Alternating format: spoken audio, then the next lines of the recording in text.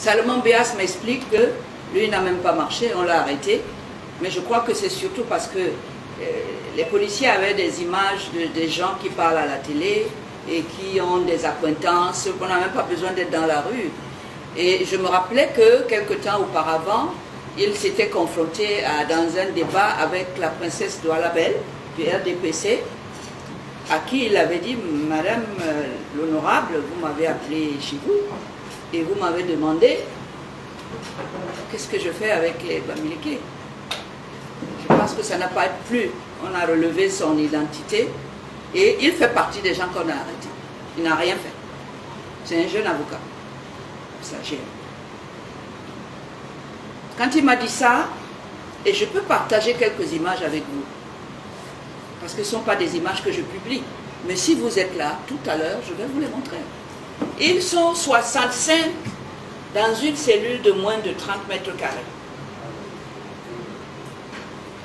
Ils se couchent tête bêche, comme dans les boîtes de sardines. C'est-à-dire la queue est ici, la tête là, le prochain, c'est la queue qui est ici et la tête là. Et ils dorment à tour de rôle.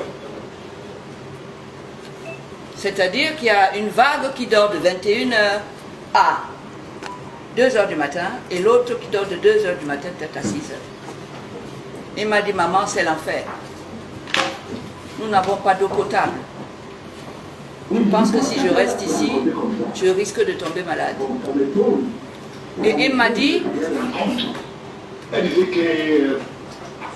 dit que, à part ça, il fait une chaleur qui ferait cuire 2 œufs. Si je pouvais leur envoyer de l'eau et quelques ventilateurs, parce que ça facilite quand même les 2-3 heures de sommeil que chacun a là. J'ai donc commencé ma croisade de l'eau potable.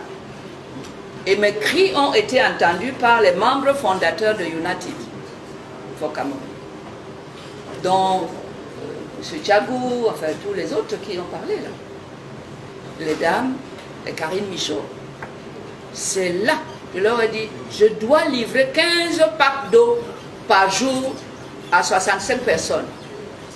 Parce que les besoins normaux d'un corps humain, c'est au moins 2 litres d'eau par jour, sinon 3, pour éviter la déshydratation et toutes les maladies subséquentes. J'ai donc commencé ma croisade à aller commander de l'eau potable pour leur envoyer tous les jours. Et ils ont immédiatement organisé une cagnotte pour que je puisse acheter aussi leur part d'eau. Ils voulaient embarquer dans ça. Et ils se sont dit, on ne peut pas s'arrêter en si bon chemin.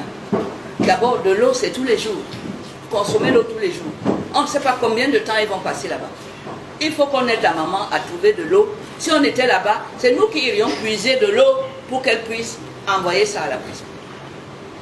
Voilà comment c'est né, il n'y a pas très longtemps. Quelques mois. Voilà comment ils ont dit que ça ne doit pas être des actions ponctuelles.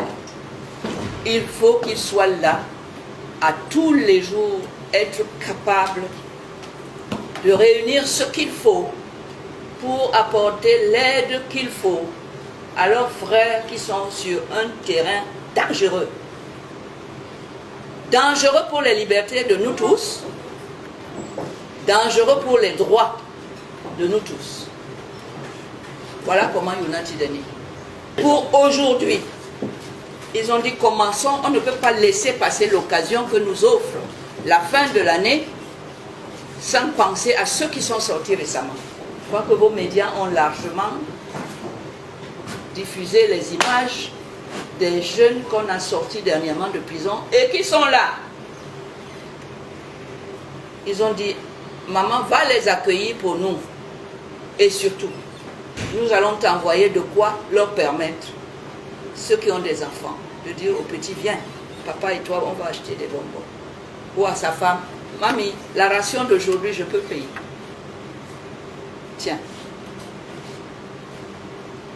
Voilà comment nous avons pu contacter ceux qui sortent de prison et qui ont beaucoup de choses à vous livrer. Parce que vous comme moi, on ne sait pas ce que c'est que l'environnement carcéral. On ne sait pas, même dans les imaginations les plus fertiles, ce que c'est que d'être à Newbel ou à Kondake. Encore moins dans les prisons, on ne sait pas. C'est très très dur. Donc aujourd'hui c'est ça. Les frères et sœurs de là-bas ont dit qu'on va leur permettre d'avoir, ne serait-ce que ces 2 jours de fête-là, qu'ils soient des messieurs comme tout le monde, qu'ils ne se sentent pas encore comme des gens qui sont en prison, qui ont perdu leur dignité parce qu'ils n'ont même pas 1000 francs de pouvoir d'achat à l'occasion de ces fêtes, pour redevenir l'espace de ces fêtes au moins des citoyens ordinaires, responsables.